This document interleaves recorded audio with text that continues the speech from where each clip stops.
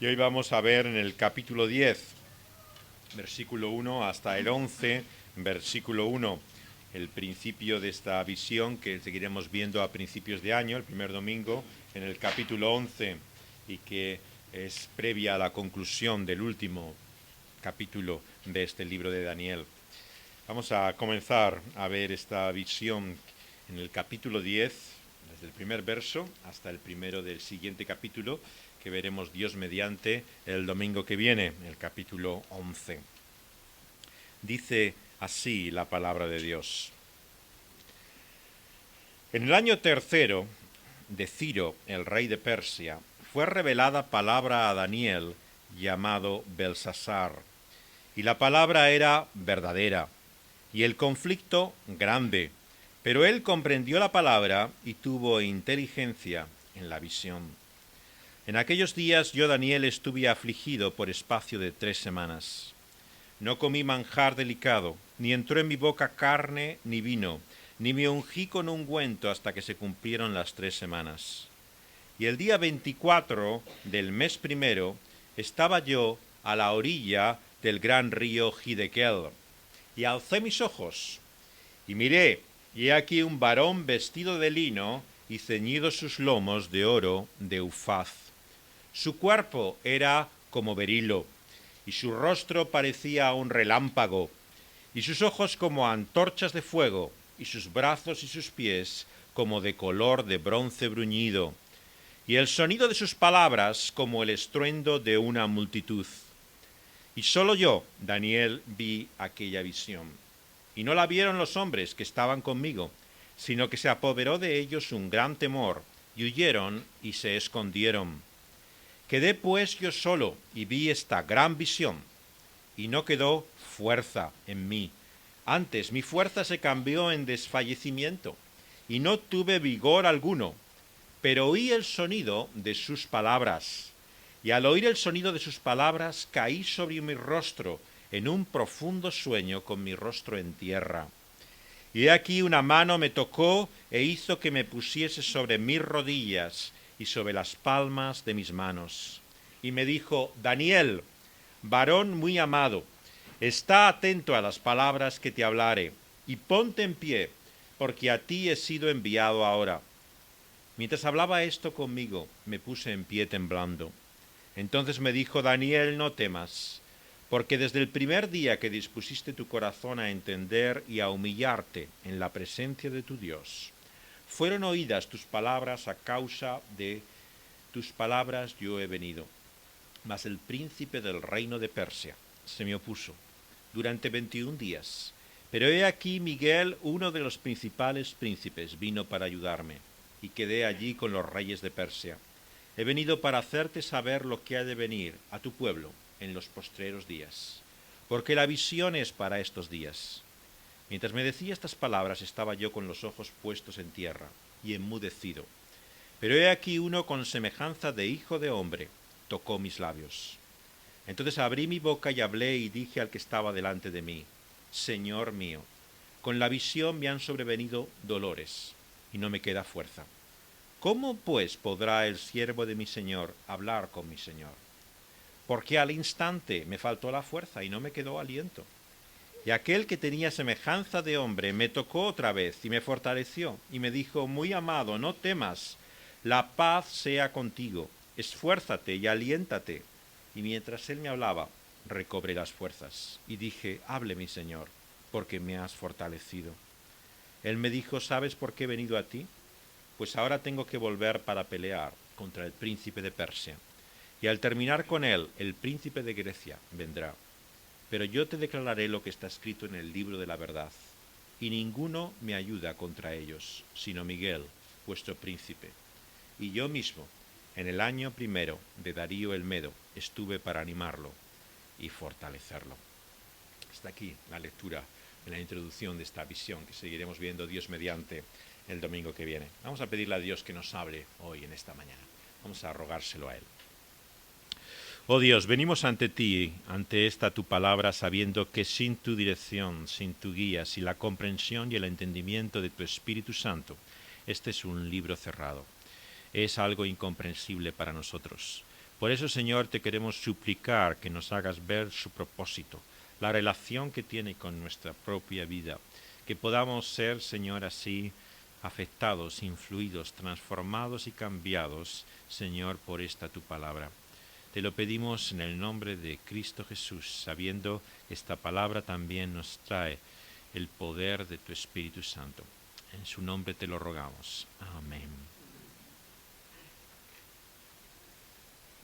Acabamos un año lleno de dificultades para muchos. Sin lugar a dudas tenemos que decir que ha sido un año que ha puesto a prueba nuestra vida, que nos ha llevado a situaciones de pruebas, de aflicción, de tribulación como tal vez no hayamos conocido anteriormente. Y no hay nada peor que cuando viene una situación así y uno no está preparado para ella. De alguna manera vemos que la mayor contrariedad y contratiempo es siempre cuando no esperamos ese mal. Muchas veces en la vida lo que nos ocurre es que precisamente pensamos que fundamentalmente y básicamente va a carecer de esos problemas, dificultades y aflicciones y así Dios lo quiere. Pero lo que Dios nos muestra en su palabra es que la realidad que tenemos que enfrentar cada uno de nosotros en esta vida está marcada por la lucha, por el conflicto, y que no podemos cerrar los ojos ante esa realidad. Ese es el sentido de esta visión que humilló y experimentó Daniel con toda su debilidad. Pero también nos habla, y lo vamos a ver en este domingo y el que viene, de la realidad de que no estamos solos. El mensaje de la palabra de Dios nos muestra que en medio del fragor de lo que significa la dura lid en la que estamos enfrentados, el Señor no nos ha dejado a solas. Estamos en medio de una realidad que va más allá de lo que nuestros ojos alcanzan. Hay aquí una visión espiritual de un mundo que hay invisible en torno a nuestro. La realidad de otro conflicto también y una lucha que se desarrolla en el cielo mismo. Y es así como Dios se lo revela aquí a Daniel y por medio de él a cada uno de nosotros. Nos muestra también que si bien lo que hay en los cielos no es un espejo que refleje exactamente lo que nosotros estamos viviendo en esta tierra, sí que está allí la explicación de muchas cosas que no entendemos en este mundo, de realidades en esta vida que se escapan a nosotros, que no alcanzamos a entender y a comprender. Y Dios quiere también que seamos conscientes de ella en esta mañana y al acabar este año. Y así se lo hizo ver a Daniel. En esta visión que encontramos aquí, con la precisión de un funcionario como era Daniel, él fecha esta visión en el tercer año de Ciro. Ciro fue aquel rey por cuyo edicto el pueblo judío volvió del exilio de Babilonia a la tierra a la cual pertenecían. Pero aquel acontecimiento esperado por el profeta durante tanto tiempo trajo, como tantas veces en la vida, su propia decepción. Finalmente el regreso a la tierra prometida no era aquella situación que él había soñado e imaginado. Leemos en el libro de Esdras que apenas un puñado de personas regresaron a aquella tierra y después de iniciar la reconstrucción de aquella ciudad en ruinas que era Jerusalén y de su templo, se encontraron una fiera oposición. Vieron que sus vecinos estaban en contra suya y fácilmente se desanimaron.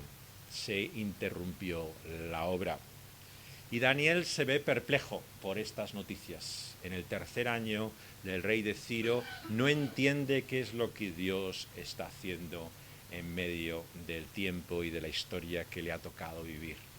No sabe cuál es su propósito, qué es lo que Dios tiene para él. Y vemos que el estado en que se encuentra es lejos del de un observador indiferente. Está profundamente afectado. La visión que vemos aquí es de un hombre en conflicto nos dice que estuvo afligido durante 3 semanas, versículo 2, que dejó de comer manjares delicados, de alimentarse de carne o de vino, de ungirse con ungüentos, así durante 3 semanas cuando estaba a orillas de este gran río llamado Hiddekel. Lo que nos muestra aquí Daniel es que aquel que es consciente de los tiempos en que viene, en que vive, no puede estar indiferente. Está profundamente afectado por la aflicción y la perplejidad en la que se encuentra Daniel. ¿Por qué? No porque él la sufra en primer lugar. Él era un funcionario del rey, estaba en una posición privilegiada. Él tenía a su alcance todos esos manjares, comida, vino y ungüentos, pero él prescinde de ellos para identificarse precisamente con aquellos que están en necesidad. Y es por eso que cada vez que nos damos cuenta lo que es la realidad de muchos en este mundo, no solamente que viven en necesidad, sino que confiesan y creen en ese mismo Dios y Padre, nos damos cuenta que hay muchas cosas que no entendemos. El mundo dice, ¿dónde está Dios? Cuando la gente se muere de hambre, cuando sufre violencia terriblemente. Pero ¿queréis saber aún algo más difícil de entender? ¿Dónde está el Padre de aquellos sus hijos que sufren necesidad y dificultad en este mundo? Es aún más duro y difícil de entender. Pero lo que nos muestra la palabra de Dios es que cuando estamos perplejos, cuando comprendemos verdaderamente esta situación dolorosa, lo que debemos es volvernos a Dios. Y lo que Dios hace aquí es revelarse por medio de este varón que encontramos en el versículo 5, que describe de una forma singular, vestido de lino, como ceñidos sus lomos, su cintura de oro, con un cuerpo como de material precioso, berilo, refulgente, un rostro brillante como el relámpago, ojos como si tuvieran fuego en antorchas, brazos y pies como de color de bronce, y sus palabras que rugían como un estruendo. ¿Quién es este varón que se presenta delante de Daniel?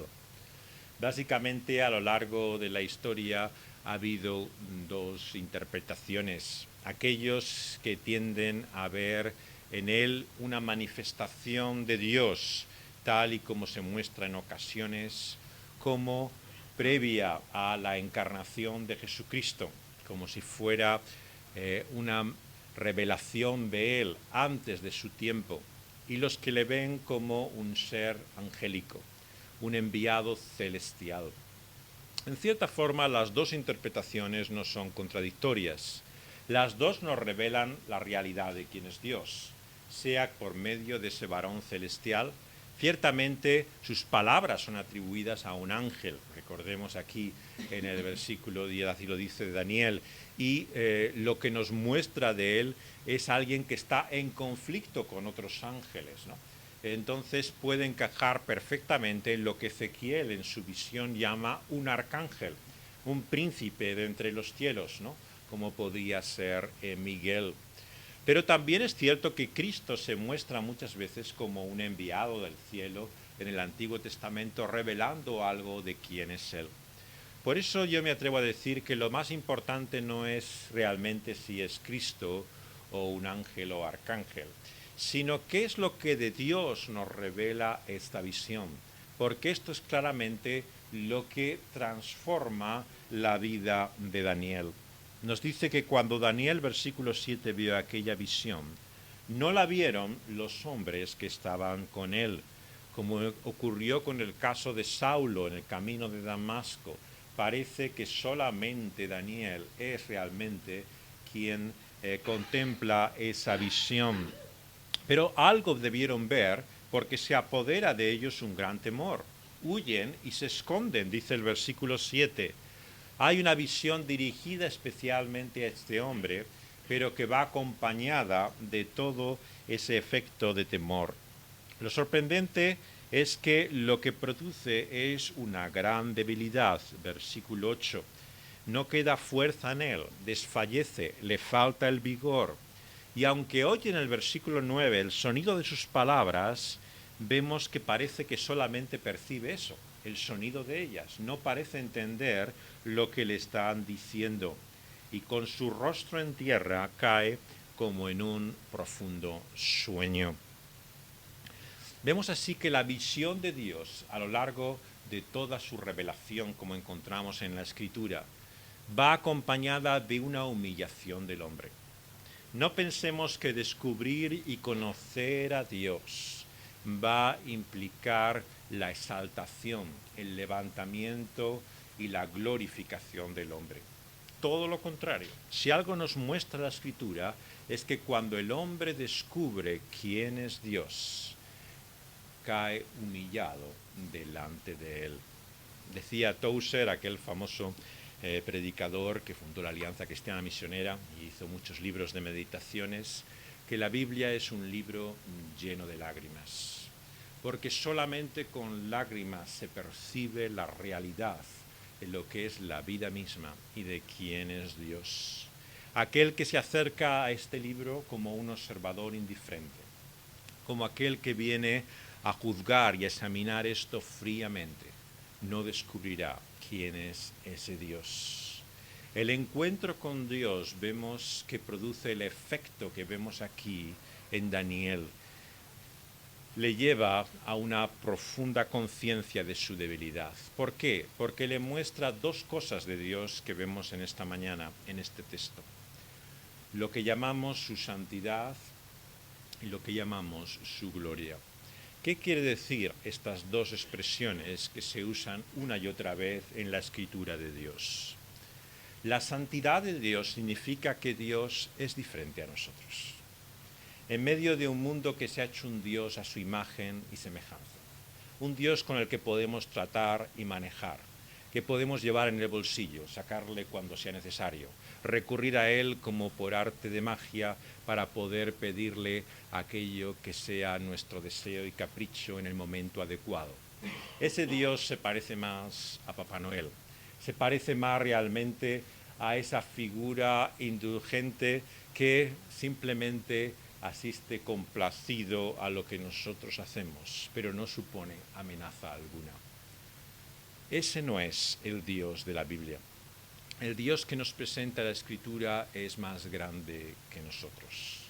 De Él nos dice el profeta Isaías que es más alto y elevado su mente y sus pensamientos que lo que pueden ser los nuestros. Es alguien que está por encima de nosotros y que es totalmente diferente y distinto. Y cuando contemplamos su santidad, lo que vemos precisamente es nuestra indignidad, nuestra miseria. Y por eso es que ningún hombre o mujer que ha visto la santidad de Dios lo ha hecho sin conciencia de su debilidad, de su miseria, de su humillación. Si queréis conocer quién es Dios, no penséis que va a ser para descubrir lo maravillosos que sois vosotros. Reconocer a Dios es reconocer que no somos dignos de Él, que Él es todo, pero nosotros no somos nada. Y así lo fue para el siervo fiel, que era Daniel, un hombre que buscaba a Dios con todo su corazón y con todo su ser. Y cuando ve esa visión resplandeciente y gloriosa de ese Dios, cae humillado y no puede contemplarle. Como Moisés no ve más que su espalda, no llega a poder ver ante sus ojos la realidad realmente de esa santidad de Dios. Nos muestra también lo que llamamos su gloria. La gloria, hemos dicho otras veces, es el valor que Dios tiene. ¿Qué merece la pena realmente de buscar a Dios? En un mundo como el nuestro, ¿no sería mejor simplemente ignorarle? Vivir como si ese Dios no existiera. Al fin y al cabo, si hay un Dios, ¿va a cambiar tanto realmente lo que haya de ser nuestra vida? Lo que nos muestra aquí la palabra de Dios es que merece la pena conocer a Dios. Dios es un Dios glorioso, más valioso que pueda ser todas las piedras preciosas, metales y aquello que se considere un tesoro para los ojos de los hombres. Él es realmente el verdadero tesoro que podemos tener en los cielos. Su visión de gloria nos muestra realmente el valor de Dios, lo que Él merece realmente la pena para nosotros. Y lo que vemos es sobre todas las cosas que cuando ese Dios se revela, se acerca a nosotros, como lo hace aquí a Daniel por este varón, y lo ha hecho para nosotros también hemos recordado un año más, viniendo a este mundo por medio de su Hijo, verdadero Dios y verdadero hombre, siendo como uno de nosotros y viviendo en nuestra realidad humana. El Señor nos ha mostrado quién es Dios para con nosotros. Fijaos en las palabras que puede entender y discernir Daniel, porque son las que primeramente necesitamos conocer nosotros. Nos dice que cuando con su mano le tocó, en el versículo 10, hizo que se pusiera sobre sus rodillas y sobre las palmas de su mano. Y le dijo Daniel, varón muy amado. Lo que Dios nos muestra con nosotros cuando se acerca y desciende a nuestra realidad es el amor de Dios. Su revelación, su manifestación, ¿qué otro propósito tiene sino mostrarnos el favor de Dios? Su amor, su misericordia, su gracia para con cada uno de nosotros, pero especialmente aquellos que son sus hijos, que les sirven como Daniel. Le llama muy amado. Y poder escuchar de la voz de Dios que somos muy amados es el mayor privilegio que un ser humano puede tener delante de Dios. Porque es entrar en el amor mismo, que es la realidad gloriosa por toda la eternidad de Dios. Dios ha entregado ese amor de forma exclusiva a su Hijo y al Espíritu Santo en esa relación de amor que hay entre Padre, Hijo y Espíritu Santo por toda la eternidad. Dios es amor, como dijimos el domingo pasado, de una forma que no lo es. En Navidad lo recordamos igual que cualquier otro de sus atributos. Es amor porque vive en esa comunión y relación armónica y entrega de Padre, Hijo y Espíritu Santo. Y por eso entrar en el amor de Dios, ser objeto de su amor, es realmente lo más extraordinario que nos pone la palabra de Dios. Y nos dice, está atento a las palabras que te hablaré, versículo 11, y ponte en pie, porque yo he sido enviado a ti ahora. Y mientras decía esto, se puso en pie, temblando. La visita del ángel fue la respuesta a la búsqueda de Daniel de Dios. Vemos que una y otra vez, como hemos cantado, la invitación de Dios es que le busquemos porque Él será hallado, que le llamemos porque Él vendrá a nosotros. Él responderá a nuestra petición. Una y otra vez Dios se muestra al alcance de los hombres. Y esto es lo importante de recordar en unos días como estos, que no creemos en un Dios lejano y distante, sino un Dios que está tan cerca como puede estar nuestra petición de nosotros. Es cierto que no viene inmediatamente, como por arte de magia, como si fuera por la lámpara de Aladino. Vemos que estuvo un largo tiempo orando y buscando a Dios, Daniel, 3 semanas, en medio de algunas de las fiestas más importantes que se celebraban entre los judíos, como la Pascua. En estas fechas estuvo privándose de todas aquellas fiestas buscando a Dios. Pero Dios se revela a él y responde así a sus oraciones. Y dice, Daniel, no temas, porque desde el primer día, dice el versículo 12, que dispusiste tu corazón a entender y a humillarte en la presencia de Dios, fueron oídas tus palabras. Y a causa mismo de esas palabras es que Él ha venido. Este es el misterio de lo que llamamos la oración. Este Dios tan grande, tan alto, soberano y por encima de nosotros, está al alcance de una oración que podamos dirigirle. Es un Dios que escucha desde el primer momento, desde el primer instante que le hablamos a Él. No hay que convencerle, no hay que forzarle ni torcerle el brazo para que ese Dios nos escuche. El Dios de la Biblia nos oye desde el primer momento. Y esta es la gran promesa que nos ha de llevar a buscarle seriamente al comienzo de este año nuevo y al final también del que ahora dejamos, sabiendo que Dios nos escucha, que Dios nos oye, que Él atiende realmente a nuestra situación. Nos dice aquí a continuación cuál es la causa por la que no ha visto hasta ahora la respuesta a su oración como la ve ahora. Y lo que aquí nos muestra es un gran conflicto, una lucha espiritual. Nos dice que el príncipe del reino de Persia se opuso durante 21 días. Pero Miguel, uno de los principales príncipes, vino a ayudarle y quedó allí con los reyes de Persia y ha venido para hacerle saber lo que ha de venir a su pueblo en los últimos días, porque esa visión es para esos días. Estos príncipes de los que está hablando entendemos que no son los reyes que había en estas naciones. En primer lugar, tenemos que entender que no era cualquier nación o cualquier país. Estamos hablando aquí de Persia. Persia era el principal poder que había sobre la faz de la tierra en aquel momento. Quien cree aquí que, por ejemplo, lo que encontramos es un modelo y ejemplo de lo que ocurre en cada nación, en cada país, en cada tierra que hay en este mundo, y que cada una tiene un príncipe por encima de ese rey, como una autoridad espiritual, no está entendiendo lo excepcional de lo que aquí se revela. Lo que aquí se describe no es lo que se han llamado espíritus territoriales, una especie de criaturas y seres celestiales que tienen como una autoridad o soberanía sobre un territorio. Está hablando aquí realmente de quién está por encima de lo que significa el poder más grande que había sobre la faz de la tierra. El imperio que estaba por encima del poder de Ciro el persa.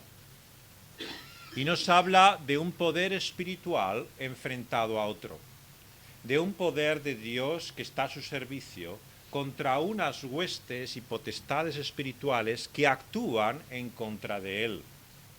Por lo tanto, nos habla de lo que llamamos la lucha espiritual. Ha leído antes Paulino en Efesios cómo el Señor nos dice que estamos en medio de un conflicto entre potestades y principados espirituales. Y no debemos ser ignorantes de esto.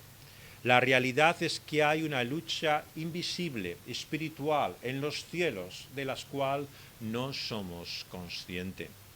Es la lucha entre Dios y sus ángeles, y el enemigo de Dios, Satanás, y sus siervos, los demonios.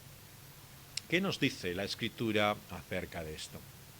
En primer lugar, es muy importante tener la perspectiva correcta de lo que es esta estrategia y lucha espiritual para poder entender verdaderamente lo que Dios tiene que enseñarnos por su palabra. Y lo que nos dice acerca del diablo y Satanás, quien está opuesto a este Dios con su gloria y su santidad, es que tiene dos estrategias, dos formas en las cuales actúa en su conflicto, lucha y guerra contra Dios y sus ángeles, por tener dominio y poder sobre este mundo. ¿Qué dos estrategias son las que usa el diablo?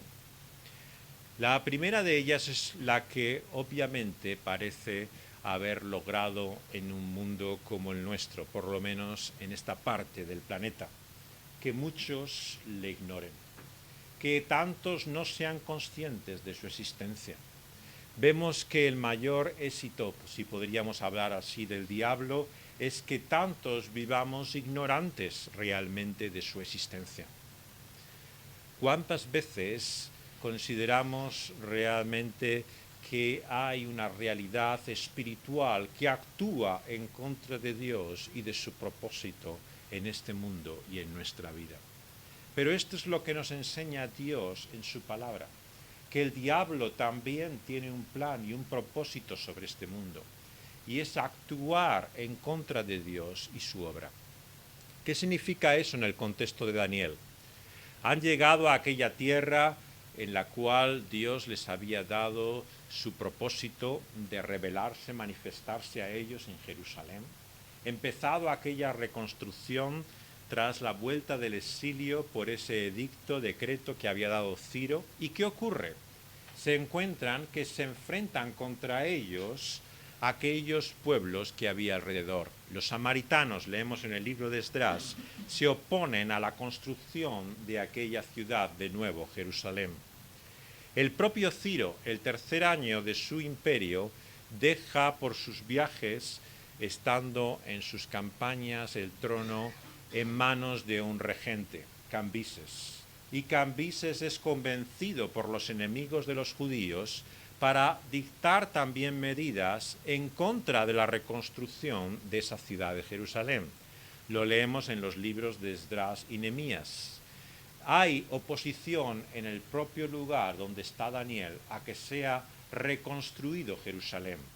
Pero lo que es más y aún más difícil, el propio pueblo judío se ve desanimado, ya no tiene interés y fuerzas para continuar esa obra.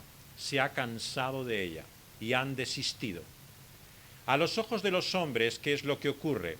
Simplemente que han desfallecido el pueblo de Dios en su tarea, que es demasiado grande la oposición, que son muchos los que están interesados en su contra. Pero ¿qué es lo que Dios le revela a Daniel? Que hay un poder espiritual que actúa en contra de Dios y su obra. Que si su reino no es edificado en la tierra, no es solamente por la falta de tesón y de celo de sus hijos, no es solamente porque sea grande la oposición de este mundo, no es porque haya realmente intereses elevados en contra de Dios y de su obra, es porque hay una realidad espiritual de la que no somos conscientes, que actúa en contra de Dios y de su obra en este mundo. Y esto es lo de que ha de cambiar nuestra perspectiva de las cosas. Entender que lo que pasa no es simplemente explicable por los factores o causas que podamos analizar humanamente. La realidad es mucho más compleja, es mucho más profunda de lo que podemos entender. En segundo lugar, ¿qué otra estrategia finalmente usa el diablo en su oposición a Dios y a su obra en este mundo? La siguiente estrategia que utiliza es exactamente la contraria.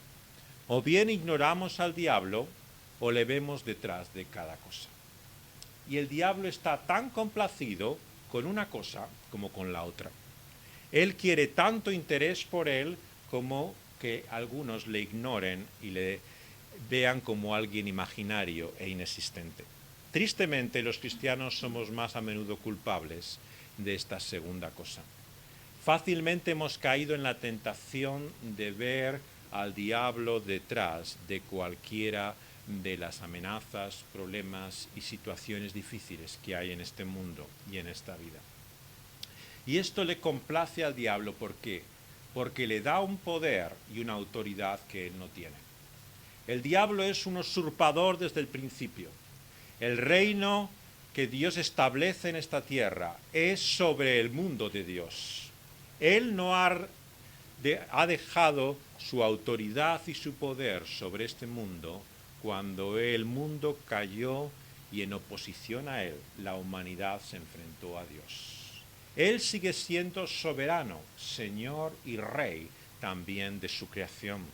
Y por lo tanto, cuando Satanás se presenta delante de Jesús y le tienta sobre aquel lugar y alto, y le dice: si postrado me adorares y declarares que yo soy el Señor de este mundo, es Satanás el que habla y no Dios, porque en ningún lugar en la palabra de Dios veamos que él sea otra cosa que un príncipe en este mundo, un poder, una potestad pero una autoridad usurpada sobre la creación de Dios. Dios no ha dejado ni un milímetro de su creación al diablo sin luchar por ello. Es más, el mensaje del Evangelio, la buena noticia que hoy podemos meditar y proclamar, es que en Cristo Jesús ha vencido al poder del maligno. La victoria y batalla decisiva ha sido ya ganada. El mensaje del Evangelio es que cuando Dios vino a este mundo, se identificó con su criatura. Sufrió aflicción, privación y necesidad. Y en sufrimiento llevó hasta la muerte misma todas nuestras contradicciones y por su propia cruz ha vencido contra todos nuestros enemigos. Por eso cuando decimos ¿dónde está Dios cuando su pueblo sufre? ¿Dónde está Él cuando incluso sus hijos padecen necesidad? Pensemos que aquello que padecemos no hay nada de ello que Él mismo no haya conocido. Él ha sido el primero en sufrir y conocer la aflicción profunda de los hombres. Él se ha identificado con nosotros en todo nuestro dolor y sufrimiento. Y Él nos declara que está con nosotros en medio de Él. Pero su dolor y sufrimiento tiene un efecto e influencia diferente al nuestro. Su dolor y sufrimiento fue el medio por el cual Dios también, en su debilidad, mostró su poder, venciendo al mal y todo lo que estaba en contra de nosotros. Por eso es que a causa de Cristo Jesús, nada, dice Pablo escribiendo a los Romanos, capítulo 8, nos podrá separar de ese amor que aquí le declara a Daniel. Dios nos ama de esa forma que aquí le muestra a su siervo, pero ese amor ha vencido y ha triunfado. Es un amor triunfante. El mensaje del Evangelio y de este libro es que el amor gana, que Dios tiene su última palabra y Él ha vencido todo lo que actúa en contra de Él y de su voluntad. ¿Cómo entendemos ahora entonces el tiempo y el momento en que estamos?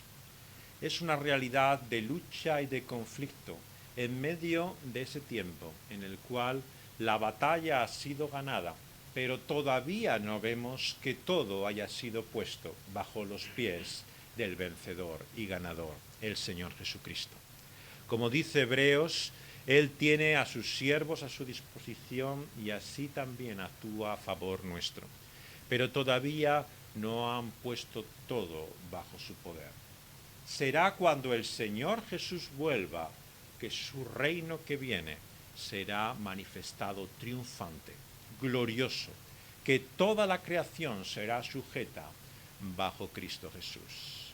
Y entonces, ¿qué ocurre mientras? Lo que vemos en la visión de Daniel sobre los últimos tiempos. Mientras tanto hay todavía conflicto entre aquel que se opone a Dios y sus siervos y aquellos que son los siervos de Dios que actúan a su servicio.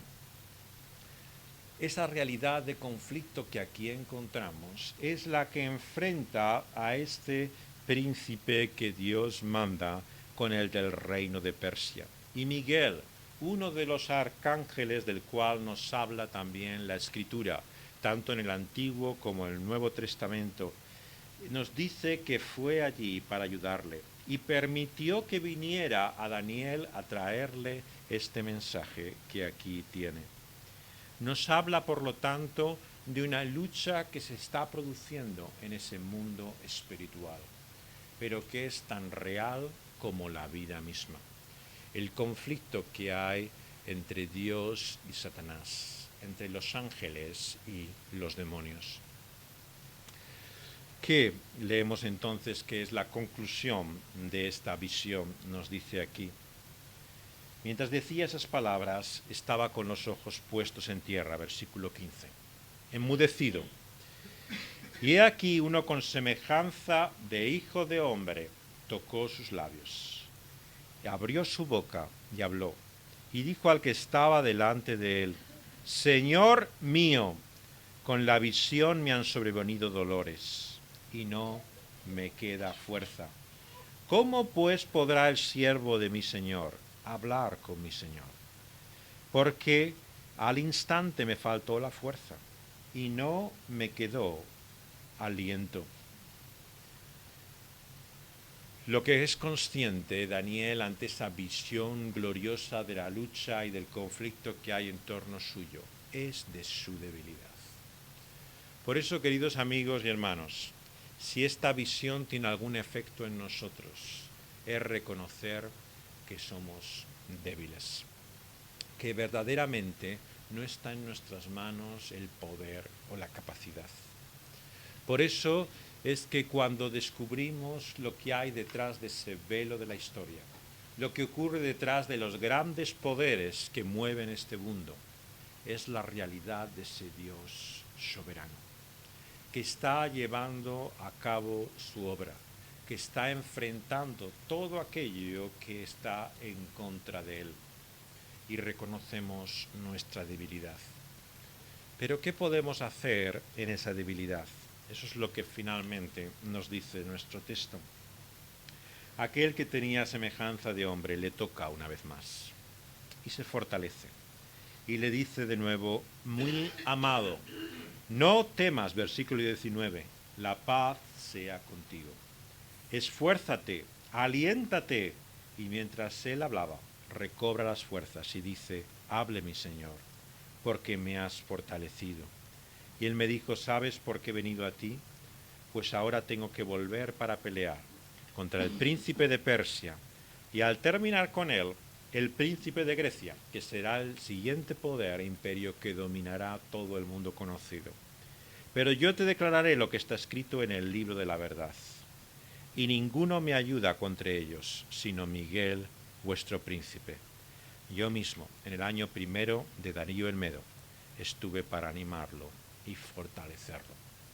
Lo que le dice el enviado de Dios es que está escrito en un libro, el libro de la verdad, que su propósito y su voluntad está claramente firme y Dios la va a llevar a cabo.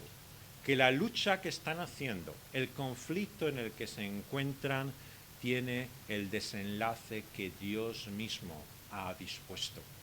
Pero ahora están en medio de esa lid, en medio de esa situación terrible de lucha y de guerra. Es en ese contexto, queridos amigos y hermanos, que se nos presenta la oración. ¿Qué es lo que podemos hacer cuando somos conscientes de nuestra debilidad y no vemos cómo podemos ayudar a Dios en semejante lucha? ¿Cómo podemos realmente servirle y estar así a su disposición como instrumentos suyos si no tenemos ni la santidad, ni la capacidad, ni las fuerzas para enfrentarnos a esa lucha? Lo que nos dice la palabra de Dios en esta mañana es que podemos hacer lo que Daniel hizo, orar. Cuando hablamos con Dios no estamos simplemente dirigiéndonos a Él con la confesión y reconocimiento de nuestra situación a Él. Lo que mostramos es nuestra confianza en ese Dios que puede hacer lo que nosotros no podemos hacer. Y el misterio que nos revela aquí Daniel es que desde la oración primera de Daniel, el Señor ha respondido a sus ruegos en medio de esa lucha y conflicto, que está llevando a cabo su obra, y cuando es su tiempo, el Señor así se lo manifestará a Daniel. Nos revela que la oración tiene sentido, que lo que rogamos a Dios, que lo que le pedimos, el Señor escucha, y que Dios actúa en su soberanía en relación con nuestras oraciones. Por lo tanto, ¿qué es lo que la Iglesia necesita al comienzo de este nuevo año?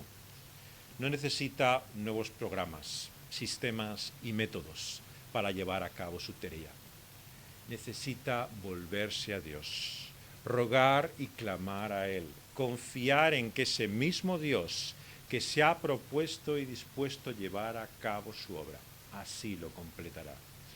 que aquel que ha traído semejante victoria será reconocido en nuestra propia vida y en la de su Iglesia, en este mundo, como el que es el Rey de Reyes y el Señor de Señores.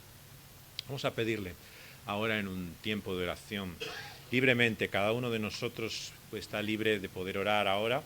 Vamos a tener un tiempo de oración para pedirle al Señor que Él nos dé esa perspectiva espiritual, que podamos confiar en Él y en su obra, y que Él nos muestre también su victoria en nuestra vida y en este mundo. Vamos a orar varios de nosotros, pidiéndoselo así al Señor.